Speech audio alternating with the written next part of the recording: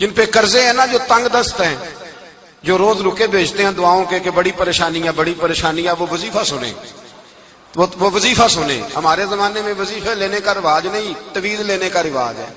لینا چاہیے، تعویذ بری چیز نہیں، اچھی چیز ہے، لیکن زیادہ کام برکت والا کیا ہے؟ اللہ اللہ کرنا۔ ایک تابعی بزرگ، تابعی ہیں، صحابی کے شاگرد ہیں، فرماتے ہیں میں مسجد اقصیٰ میں گیا، فلسطین میں مسجد اقصیٰ میں ایک شخص کو میں نے دیکھا، بڑا نورانی چہرہ اس کا، اور بڑا اس کے وجود کے اندر عجیب سی کشش، خوشبو دور تک پھیلی ہے۔ وہ بندہ نا نماز نہیں پڑھ رہا تھا، سجدے ہی کرتا جا رہا تھا، ایک سجدہ، دوسرا سجدہ، تیسرا سجدہ، اور سجدہ کرتا تو دیر تک سجدہ کرتا، پھر سجدہ کرتا تو دیر تک۔ کہتے ہیں جب وہ فارغ ہوا تو میں نے گزارش کی، کہتے ہیں جب وہ فارغ ہوئے تو میں نے گزارش کی، میں نے کہا بزرگوں ایک بات پوچھنے کو دل کرتا ہے۔ انہوں نے کہا پوچھو۔ کہنے لگے آپ اتنے سجدے کیوں کرتے ہیں؟ کہتے ہیں میں نے پوچھا تو بزرگوں نے رونا شروع کر دیا، اتنا روئے کہ ہچکی بد گئی۔ پھر میں نے کہا حضور میں نے کوئی غلط بات پوچھ لی، آپ تو پریشان ہو گئے؟ کہنے لگے پھر رونے لگے۔ میں نے پھر کہا حضور آپ، میں نہیں پوچھتا سوال، کرتے پھر رونے لگے۔ 3 دفعہ روئے تو کہنے لگے سنو، میں رسول اللہ کا صحابی ہوں، میں نبی پاک کا، میں نے اپنے حبیب سے سنا ہے کہ جب کوئی بندہ رب کو ایک سجدہ کرتا ہے تو اللہ اس کے گناہ معاف کرتا ہے، ایک سجدہ کرتا ہے تو اللہ کیا کرتا ہے؟ بولیے، اللہ گناہ بھی معاف کرتا ہے، رب اسے نیکی بھی عطا کرتا ہے، اور اپنی بارگاہ میں اس کا درجہ بھی بلند فرماتا ہے۔ ایک سجدہ اور 3 فائدے، گناہ بھی معاف ہوئے، نیکی بھی ملی، اور درجہ بھی بلند ہوا۔ کہتے ہیں یہ کہہ کے بزرگ پھر رونے لگے۔ جب وہ خاموش ہوئے تو میں نے کہا حضور اگر ناراض نہ ہو تو مجھ پر تو کیفیت ہی عجیب طاری ہو گئی ہے، آپ کے اس رنگ نے میرا بھی رنگ بدل دیا ہے، پوچھ سکتا ہوں آپ کون ہیں؟ پوچھ سکتا ہوں آپ کون ہیں؟ کہتے جب میں نے سوال کیا تو انہوں نے پھر آنسو پوچھے، کہنے لگے میں رسول اللہ کا نوکر ابو ذر غفاری ہوں، میں ابو ذر غفاری ہوں، میں اپنی زندگی سجدے میں بتانا چاہتا ہوں، میں وقت اللہ کے حضور سجدہ کر۔ ہمارے ہاں میں نے اس دن بھی کہا تھا، ہمارے ہاں لوگوں نے بہانہ بنا لیا ہے حضور بخشوا دیں گے، محفل نعت 6 گھنٹے کی، نماز 5 منٹ کی، حضور بخشوا دیں گے۔ سنو نا جنہیں حضور بخشوا رہے ہیں، حضور انہیں بتا کیا رہے ہیں؟ حضور انہیں بتا کیا رہے ہیں؟ اللہ اکبر، کیا انداز ہے۔ حضرت ربیعہ بن کعب کہتے ہیں میں حضور کو وضو کرایا کرتا تھا، بخاری مسلم میں۔ ایک دن حضور نے فرمایا سل یا ربیعہ، ربیعہ کچھ مانگ لو، تو کہتے ہیں میں نے مانگا تو پھر میں نے بھی وہ چیز مانگی جو سب سے قیمتی تھی۔ میں نے کہا حضور جنت میں وہ والا مکان چاہیے جس کی دیوار کے دوسری جانب آپ کا حجرہ انور ہو، جس کی دوسری سائڈ پہ آپ کا گھر ہو، تو اڈی میری کاند سانجی ہو گئی، وہ والا مکان چاہیے۔ تو نبی پاک نے فرمایا جا تجھے دیا، جا تجھے، بولیے جا تجھے، کمال ہو گئی، جا تجھے دیا۔ کون دیتا ہے؟ دینے کو منہ چاہیے، دینے والا ہے سچا ہمارا، میں جا تجھے دیا۔ ایک میری بات یاد رکھنا، حضور کیا فرمایا؟ اپنی زندگی میں سجدے زیادہ کرنا۔ کیا زیادہ کرنا؟ چلو سارے بولے ایک دفعہ، کیا کرا؟ کیا زیادہ کرنے؟ تو حضور بھی فرماتے ہیں میرا جنت میں پڑوسی وہ ہوگا جو سجدے زیادہ کر کے آئے گا۔ تو میرے بھائی اگر تو سجدہ ہی نہیں کرتا، تو اس لذت سے ہی ناشنا ہے، نماز جلدی کی، باقی سارے کام لیٹ کے، مسجدوں میں بیٹھے ہیں لوگ، خوش گپیاں چل رہی ہیں، بڑے بڑی لمبی، نماز کا وقت آیا تو چھوٹی ہو گئی، فٹافٹ کرو۔ نماز، عبادت، ریاضت، یہ تو بندے کو اللہ کے قریب۔ حضرت عبداللہ بن جعفر، حضرت جعفر طیار کے بیٹے تھے، نبی پاک کی پھوپھی کے بیٹے تھے حضرت زبیر بن عوام رضی اللہ تعالیٰ، وہ انتقال کر گئے۔ ان کا جب وصال ہوا تو 10 لاکھ دینار کا قرضہ تھا ان پر، اور جو زمین انہوں نے چھوڑی وہ زمین بنجر تھی۔ لو سن لے، جن پر قرضہ چڑھا ہوا ہے وہ نسخہ بھی سن لے، جن پہ قرضے ہیں نا، جو تنگ دست ہیں، جو روز رکے بھیجتے ہیں دعاؤں کے کہ بڑی پریشانیاں، وہ وظیفہ سنیں، وہ وظیفہ سنیں۔ ہمارے زمانے میں وظیفے لینے کا رواج نہیں، تعویذ لینے کا رواج ہے۔ لینا چاہیے، تعویذ بری چیز نہیں، اچھی چیز ہے، لیکن زیادہ کام برکت والا کیا ہے؟ اللہ اللہ کرنا۔ کیا کام ہے؟ سجدہ کرنا برکت والا کام ہے۔ حضرت عبداللہ بن جعفر طیار کہتے ہیں میں نے قرضہ لینا تھا زبیر بن عوام سے، وہ وصال کر گئے، میں ان کے بیٹے کے پاس گیا، عبداللہ بن زبیر کے پاس۔ میں نے کہا پیسے لینے تھے، کہا بالکل لینے ہیں، میرے ابا جی مجھے وصیت کر کے گئے، لکھ کے گئے کہ یہ پیسے دینے۔ اور وہ یہ لکھ کے گئے ہیں میں زندگی بھر کوشش کرتا رہا ہوں، ادا نہیں ہو سکے، بیٹا تیری ذمہ داری ہے میرے قرضے ادا کرنا۔ عبداللہ بن زبیر رضی اللہ تعالیٰ عنہ کہنے لگے میں انشاءاللہ آپ کی رقم دے دوں گا۔ تو عبداللہ بن جعفر طیار کہنے لگے بھائی ہم دونوں آپس میں ہیں، کوئی شے نہیں چھوڑ کے گئے آپ کے ابا جی، کوئی چیز نہیں، توجہ ہے میری بات پر؟ یہ صحابہ کا ذرا انداز دیکھیے گا بندگی کا، کوئی چیز نہیں چھوڑی۔ تو حضرت زبیر بن عوام کہنے لگے ایک زمین کا ٹکڑا ہے وہ بھی بنجر ہے، اس میں بھی کوئی کھیتی نہیں اگتی، سبزہ نہیں ہوتا، بنجر ہے، پانی کوئی نہیں، اور وہ اتنی خشک ریتلی زمین ہے کہ بڑا مشکل کام ہے وہاں سیراب کرنا، بے آباد زمین ہے۔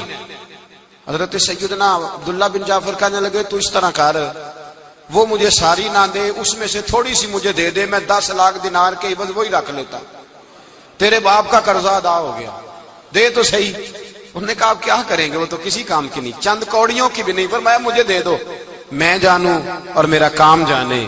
او بھائی یہ تھے بندگی والے لوگ، یہ تھے جن کا رب سے رشتہ ہے، جنہوں نے حضور کے صلی اللہ علیہ وسلم کے پاس بیٹھ کر بندگی سیکھی تھی۔ کہتے زمین کا ٹکڑا لے لیا، بنجر بے آباد ریتلی زمین، جب میرے حصے میں آئی پہلے دن اپنے غلام سے کہنے لگے جو جگہ تجھے زیادہ سخت لگتی ہے نا وہاں میرا مصلی بچھا دے، جو تجھے زیادہ بنجر بے آباد لگتی ہے وہاں مصلی بچھا، مصلی بچھا۔ غلام نے مصلی بچھایا تو عبداللہ بن جعفر نے اللہ اکبر کہہ کے نیت باندھی۔ یہ حضرت جعفر طیار کے بیٹے ہیں، حضرت علی کے بھتیجے، انہوں نے نیت باندھی نماز کی، سر سجدے میں رکھا، رونے لگے، کہنے لگے اللہ میں بھی تیرا بندہ اور جس سے لینے تھے وہ بھی تیرا بندہ، خدا بندہ ہمارے درمیان مہربانی فرما، کرم نوازی کر، رحمت کا فیصلہ فرما۔ اتنا روئے کہ مصلی بھیگ گیا۔ کہتے اتنا تڑپ رہے تھے کہ صحابہ اکٹھے ہو گئے ان کے گرد، مصلی بھیگ گیا۔ جب بھیگا ہوا مصلی نماز مکمل کر کے اٹھایا نا، کہتے مصلی اٹھایا تو نیچے سے اللہ نے پانی کا چشمہ جاری فرما دیا، اللہ نے پانی کا چشمہ جاری کر دیا۔ فرمایا بناؤ حوض، کرو کھیتیاں سیراب۔ فرماتے ہیں جہاں ایک درخت نہیں اگتا تھا اللہ نے پورا باغ اگا دیا، جہاں ایک پھل نہیں ہوتا تھا وہاں عالی شان پھل لگ گئے، قرضے بھی ادا ہوئے۔ حضرت زبیر بن عوام کے بچوں کے پاس مال دولت بھی بچ گیا۔ لوگ جب کہتے ہیں یہ ساری کس چیز کی برکت ہے، اور فرماتے یہ ساری سجدوں کی برکت ہے، یہ رب کی بندگی کی برکت ہے، یہ اس کی بارگاہ میں نماز پڑھنے کی۔ مسلمان توجہ نہیں کرتا، توجہ نہیں، جاگ رہے ہیں آپ حضرات؟ یہاں کوئی حکومت اعلان کرے نا کہ ہر نماز کے بعد 500 روپیہ، کتنا جی؟ میرے خیال ہے کسی بھی نہیں ہونا مسیح جی، آن گے کہ نہیں؟ نہیں تھوڑے جے بول دے ہو، جڑے نہیں بول دے ہونا تو بالکل ہی نہیں نہ ہونا، ہونا تو پکا پتہ لگ۔ اور خدا کے بندو بات سمجھو، رب فرماتا ہے تو مسجد آدھا میں تجھے برکت عطا کروں گا۔ کئی جگہ مسائل نہیں بنا دیے گئے، وہ چھوڑو دیے تو نفل ہے، چھوڑو دیے تو غیر مؤکدہ ہے۔ اعلیٰ حضرت فاضل بریلوی فرماتے ہیں جو نفل چھوڑتا ہے نا ایک وقت آتا ہے سنت کے ترک کرنا شروع کر دیتا ہے، اور تارک سنت ایک وقت آتا ہے کہ واجبات کو چھوڑتا ہے، چونکہ وہ سیلاب اچانک نہیں آیا کرتے، پہلے چھوٹا سا سوراخ ہوتا ہے، دریا کے کنارے چھوٹا سوراخ ہوتا ہے، بند نہ کیا جائے تو بڑا ہو جاتا ہے، پھر اور بڑا ہو جاتا ہے، پھر وہ سیلاب بن جاتا ہے۔ کیا ہوتا ہے کہ جب ہم دیر کرتے ہیں، آپ دیکھ لیں دنیا داری میں لوگ کتنے آگے نکل گئے، کتنے دنیا داری کی جو چیزیں آئیں وہ غالب ہو گئیں۔ میں آپ سے پوچھ رہا ہوں جتنے لوگوں کے پاس موبائل ہیں اتنے لوگ نمازی بھی ہیں؟ موبائل بعد میں آ کے غالب ہو گیا سب پہ، اور نماز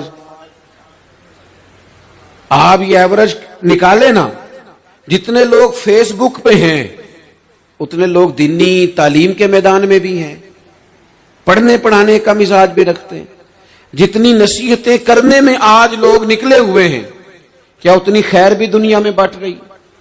جتنی جدید ٹیکنالوجی آ گئی سب ہم نے حاصل کر لی، بری بات نہیں، ٹھیک ہے، اچھی بات، لیکن سوال یہ ہے کہ وہ باتیں جو سالوں سے ہو رہی ہیں اور جو ہمارے دین کے فرائض میں شامل ہیں ان پر عمل کب ہوگا؟ اور میں یہ بہت سارے لوگ ہیں نا دعوت دیتے ہیں کہ آپ تشریف لائیں، اس جگہ پہ آ کے کچھ بات کریں تو میں دوستوں سے کہتا ہوں تقریریں تو اب بڑی سن لی لوگوں نے، تو زمانہ ہو گیا تقریریں کرتے سنتے. سوال تو یہ ہے کہ جو سنا ہے اس پر عمل کس دن کرنا ہے؟ وہ پہلا قدم جو عمل کا ہے وہ کس دن اٹھانا ہے؟ یہ کوئی گورکھ دھندا تو نہیں ہے نا کہ نشستن گفتن برخاستن. دیکھیں نا قرآن مجید کی آیات نازل ہوتی تھی، صحابہ دوڑ پڑتے تھے عمل کرنے کے لیے. لن تنالوا البر حتى تنفقوا مما تحبون، تم بھلائی کو نہیں پہنچو گے جب تک اپنی پیاری چیز خرچ نہ کرو. تو یہ آیت ہم نے بھی سنی ہوئی ہے. میں آپ سے ہاتھ نہیں اٹھواتا، آپ خود اپنے آپ سے پوچھیں، میں اپنے آپ سے پوچھتا ہوں کب پیاری چیز لا کے خرچ کی ہم نے اللہ کے راستے میں. لیکن جب نازل ہوئی تھی تو عبداللہ ابن عمر کو گھوڑا پیارا تھا، انہوں نے فوراً لا کے پیش کر دیا تھا. حضرت ابو طلحہ انصاری کو باغ پیارا تھا، انہوں نے فوراً لا کے حضور کی بارگاہ میں پیش کر دیا تھا. ہم کب یہ کام کریں گے؟ ہم سن رہے ہیں، ہمیں آتی ہے، ہم آگے بڑھا رہے ہیں، لیکن جلدی سے صحابہ کا یہ مزاج تھا کہ جیسے ہی ان تک خیر پہنچی انہوں نے عمل کر کے دکھایا. جیسے نصیحت ملی اس نصیحت پر وہ عامل ہو گئے. امام جعفر صادق رضی اللہ تعالیٰ عنہ سے ایک شخص نے پوچھا حضور میں دین کی خدمت کرنا چاہتا ہوں، تبلیغ کرنا چاہتا ہوں، کوئی طریقہ بتائیں.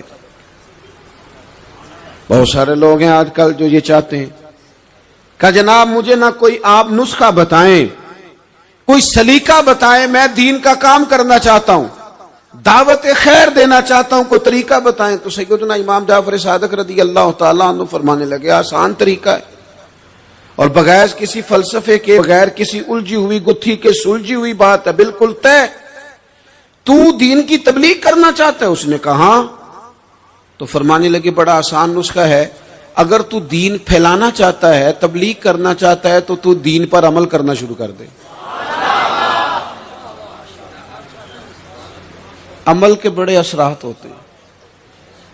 عمل، حضرت باعزید بستامی فرمایا کرتے تھے جس نے ہماری خاموشی سے کچھ نہیں سیکھا وہ ہماری تقریر سے کیا سیکھے گا. یہ جو عمل ہوتا ہے یہ اتنی بڑی خاموش تبلیغ ہے، اتنی بڑی. امام جعفر صادق فرمانے لگے تو عمل کر، وہ تیرا عمل کرنا. آپ پڑھیں گھر میں نماز، آپ کے بچوں کو شوق ہو جائے گا. آپ کھولیں گھر میں قرآن مجید، آپ کے بچوں کا دل لگ جائے گا. آپ بیٹھے تسبیح لے کے کہ آج میں نے آدھا گھنٹہ محبوب کی بارگاہ میں درود و سلام عرض کرنا ہے، بچوں کی طبیعت لگ جائے گی. عمل جو ہوتا ہے اس کا فیض بٹتا ہے. نیکی میں آگے بڑھنے کی جد و جہد، کوشش کرنا کہ میں ذرا خیر کے کام میں آگے نکلوں. کیا کہا حضرت عمر نے؟ کبھی ہم سنتے ہیں باتیں، کبھی اس کی گہرائی میں اترو نا. سیدنا فاروق اعظم فرماتے ہیں میری ساری عمر دوڑ لگی رہی کہ میں ابو بکر صدیق سے نیکیوں میں آگے نکل جاؤں. ساری زندگی میری دوڑ رہی، جد و جہد رہی کہ میں ابو بکر صدیق سے آگے. 2.5% زکوٰۃ ہے.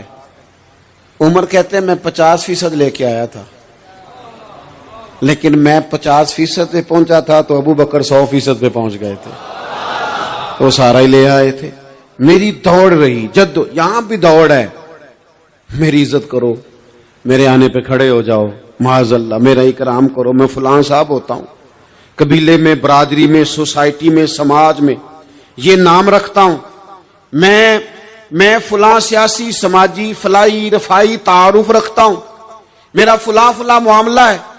یہ اس مزاج میں دوڑ لگ گئی، اس طبیعت کی دوڑ لگ گئی. مجھے بھی مانا جائے، مجھے بھی گنا جائے، مجھے بھی شمار کیا جائے، میرا بھی نام ہو جائے، مجھے بھی اگلوں میں رکھا جائے، قرب والوں میں میرا بھی تذکرہ کیا جائے. جو دوڑ ہمیں بتائی اور سکھائی گئی تھی اس دوڑ میں ہم شریک کیوں نہیں ہوتے؟ اس میں آگے کیوں نہیں نکلتے؟ وہ جو ہمیں فرمایا گیا تھا کہ تمہیں پتہ چل جائے پہلی صف کا ثواب کتنا ہے تو تم قرآن اندازی کرو. تو یہ قرآن اندازی کس دن ہونی ہے؟ یہ والی قرآن اندازی کس دن ہونی ہے؟ لیکن وہ قرآن اندازیاں تو ہو رہی ہیں عمرے کے ٹکٹ کی. اتنے عمرے کے ٹکٹ، اتنے عمرے کے، اچھی بات ہے، اس کی بھی کوئی مخالفت نہیں. لیکن جو کام جس میں آگے بڑھنا تھا، جس میں جد و جہد کرنی، جس میں دوڑنا تھا، جس میں کاوش کرنی تھی، اس میں تو ہم پیچھے ہیں. زندگی اتنی تیزی سے گزر رہی ہے، آپ یقین کریں پیچھے پلٹ کے دیکھتے ہیں تو پتہ ہی نہیں چلتا کتنے سال بیت گئے. بھی ایسے لگتا ہے کل ہی تو ابھی داخل کرایا تھا گھر والوں نے اسکول میں، ابھی اگلے دن کی بات ہے دارالعلوم میں داخل ہوئے تھے اور اتنے سال بیت گئے، اتنا وقت گزر گیا۔ ہم عجیب مزاج کے لوگ ہیں، یہ چاہتے ہیں کہ ہمارے بچے بڑے ہو جائیں، یہ نہیں چاہتے کہ ہم بوڑھے ہو جائیں۔ دیکھیں اگر بچے بڑے ہوں گے تو لازمی نتیجہ ہے کہ ان کے بڑے، لیکن ہم دونوں باتوں میں اپنا مزاج رکھتے ہیں، بچے بھی بڑے چاہیے ہمیں اور ہم خود بھی اپنے آپ کو بوڑھا تسلیم کرنے کو تیار۔ ماشاءاللہ جی میرا بیٹا جوان ہو گیا، تو جناب آپ کیا ہو گئے؟ اب آپ بھی تو بتائیں نا، آپ کہاں پہنچ گئے؟ وہ کیا دور تھا جب کہتے تھے میرے بیٹے کو میرا جوتا پورا آنے لگا ہے۔ جیسے جیسے بچے بڑے ہوتے تھے والدین کے لہجے میں ٹھہراؤ آتا تھا، ان کی 5 نمازوں کے ساتھ تہجد بھی شروع ہوتی تھی، اشراق اور چاشت بھی شروع ہوتی تھی۔ وہ چاہتے تھے کہ ہمارے بچے ہمیں زیادہ سے زیادہ خیر کرتا دیکھیں، وہ اپنے لفظوں پر، جملوں پر، زبانوں پر، انداز پر کنٹرول کرتے تھے۔ میاں بیوی ایک دوسرے سے کہتے تھے اب لڑنا نہیں ہے، بچے اثر قبول کرتے ہیں، بڑے ہو گئے، اب ہمیں ماحول اور طرح کا بنانا ہے۔ کب آگے نکلیں گے نیکیوں میں؟ کب ہم جد و جہد کریں گے؟ کب ہم یہ والا کام کریں گے کہ نہیں اب مجھے سنور جانا چاہیے، نہیں اب میرے اندر مثبت تبدیلی آنی چاہیے، نہیں اب مزاج میں حلم، بردباری، وقار، وزاداری، یہ چیزیں مجھے پیدا کرنی چاہیے؟ کب بچپنا ختم ہوگا؟ وہ کسی درویش نے کہا تھا نا کہ میں نے 22 سال کے بوڑھے دیکھے اور میں نے 65 سال کے بچے دیکھے۔ کہا جناب کیا مانا؟ کہنے لگے مانا یہ ہے کہ بزرگی سمجھ کے ساتھ ہوتی ہے، عمر کے ساتھ تھوڑی ہوتی ہے۔ وہ تو سمجھ کے ساتھ ہے، جس دور میں سمجھ آ گئی، شعور آ گیا، سمجھ گئے بات کو۔ ورنہ بعض لوگ معذرت کے ساتھ بعض لوگ ساری زندگی سمجھدار ہونے کو تیار ہی نہیں ہیں۔ وہ کچھ ایسی باتیں کرتے ہیں جو ان کے منصب سے میچ ہی نہیں کرتی، ان کے سٹیٹس کے ساتھ وہ اٹیچ نہیں ہوتی۔ بھئی یہ بات آپ کو نہیں کرنی چاہیے تھی، آپ کا معیار یہ نہیں تھا، معیار بلند ہے آپ کا، آپ اپنے سٹیٹس کے حساب سے بات کریں گے۔ تو میرے عزیز آگے بڑھا جائے۔ اب تو کئی ہمارے کلاس فیلو چلے گئے، کئی ساتھ رہنے والے چلے گئے، کئیوں کو ہم دیکھتے ہیں وہ کہتے ہیں یار مہینوں ہو گئے چارپائی پہ پڑے، ملاقاتیں ادھوری رہ گئی ہیں، کئی باتیں ضروری رہ گئی ہیں، کئی لوگ رخصت ہو گئے، تو کیا ہم کب کس وقت ہم عبرت پکڑیں؟ بس چپ کر کے جنازہ پڑھ کے آ گئے کہ صرف اسی کا ہونا تھا، قبر پہ فاتحہ پڑھ کے آ گئے کہ صرف اسی کو دفن ہونا تھا، کسی کی کل خانی میں چہلوں میں شرکت کر کے آ گئے، کسی کی ہونی تھی میری ہونی نہیں ہے۔ اپنے اعمال میں پختگی لائی جائے، آگے بڑھا جائے۔ حضرت جابر ابن عبداللہ رضی اللہ تعالیٰ عنہ فرماتے میں نے میدان احد میں ایک صحابی کو دیکھا، کھجور کھا رہے تھے۔ کتنا ٹائم لگتا ہے کھجور کھانے میں؟ گوشت کی بھری ہوئی پلیٹ نہیں تھی ان کے سامنے کہ ساری خالی ہونے میں دیر لگے گی، کھجور کھا رہے تھے، بخاری شریف ہے۔ اور کھجور کھاتے کھاتے کریم محبوب علیہ السلام کی عالی مرتبت بارگاہ میں عرض گزار ہوئے، یا رسول اللہ اگر آج میں شہید ہو جاؤں تو کہاں جاؤں گا؟ تو حضور نے فرمایا جنت میں۔ حضرت جابر ابن عبداللہ فرماتے ہیں وہ بات انہوں نے سنی تو وہ جو کھجور کھا رہے تھے وہ باقی کی منہ سے نکال دی۔ کیا مانا؟ کہیں کھجور کھاتے کھاتے دیر نہ ہو جائے، کہیں دیر نہ ہو جائے۔ وہ کھجور نکال دی اور میدان میں اترے اور وہ لڑے اور انہوں نے جد و جہد کی اور وہ اسلام کا نام لے کر ڈٹ گئے، رسول اللہ صلی اللہ تعالی علیہ وسلم کے پیغام پر کھڑے ہو گئے، اللہ نے انہیں شہادت عطا کر دی۔ انہوں نے کھجور کھانے کا وقت بھی انتظار نہیں کیا کہ کہیں لیٹ نہ ہو جائے۔ کیا مانا ہے؟ کھجور کھانے سے پہلے پہلے اللہ نے انہیں جنت عطا فرما دی۔ ہمارا تو جناب وہ میرا پروگرام بن گیا، بس میں حج کر رہا ہوں، پھر اس کے بعد میں نے ولی اللہ ہو جانا، بھائی یہ بچوں کی شادی ہو جائے، تھوڑے سے کام ہے، میں پھر مسجد میں ہی ہوں۔ بھائی دلی تو بڑی دور ہے، دلی دور است، یہ آپ جو باتیں سنا رہے ہیں یہ تو لمبی ساری بات ہے، یہ تو کام شروع کر دینا چاہیے تھا، اس پر تو عمل شروع کر دینا، روکا کس نے؟ آپ بچوں کے بیاہ بھی کریں لیکن ساتھ حضور کی بارگاہ میں درود و سلام بھی پیش کریں، آپ ڈیوٹی پہ بھی جائیں، رزق حلال بھی کمائیں، پر اگر رب توفیق دینا تو سویرے اٹھ کے ایک سپارہ قرآن مجید کا تلاوت بھی فرمائیں۔ اپنے آپ کو آراستہ پیراستہ کریں نیکیوں کے ساتھ، جدوجہد کریں۔ اگر اللہ تبارک و تعالیٰ نے رزق حلال دیا ہے، اللہ کی راہ میں خیر کے ساتھ بانٹنا ہے، تو پھر اس میں جلدی کریں، پھر دیر نہ کریں۔ جوانوں، جس طرح سیر کرنے کا عمر جوانی ہے نا، کھانے پینے کا عمر جوانی ہے، اور کہیں آنے جانے کا ٹائم جوانی ہے، میں سچ بتاتا ہوں عبادت کرنے کا ٹائم بھی جوانی ہے، دین کی نوکری کرنے کا وقت بھی جوانی ہے، ذکر کرنے کا ٹائم بھی جوانی کا ہے، درود و سلام عرض کرنے کا ٹائم بھی، کعبۃ اللہ کے پھیرے کا مزہ بھی جوانی میں، اور حضور کی محبت میں رونے کا مزہ بھی جوانی میں، ان کا نام لے لے کے جینے کا مزہ بھی جوانی میں، ان کے تذکروں کا مزہ بھی جوانی میں۔ عشق لگا سی کھیڈاں کھیڈ دینوں تے مینوں کھیڈاں پل گئیاں، میں کجل پایا سی یار دے ویکھنے نوں، پھر او دی یاد وچ روندیاں ہی ڈل گئیاں۔